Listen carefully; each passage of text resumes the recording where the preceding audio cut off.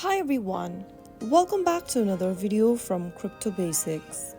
In today's episode, we will be learning how to hide address on Smart Wallet account.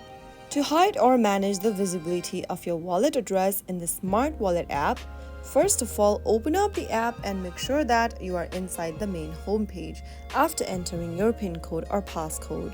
Once you are logged into your account, go ahead and tap on the Settings button at the bottom right-hand corner from the main homepage. Inside the Settings menu, go to Other section at the bottom and toggle on the button right next to Hide My Address. Once you enable Hide Address option, you will be able to hide your wallet address from your Smart Wallet app. So that's how it's done. If you found the video helpful, go ahead and give us a thumbs up. Don't forget to subscribe to the channel by hitting that subscribe button and press on the bell icon so that you'll never miss out on another update from us. I will be back again in the next episode. Thanks for watching.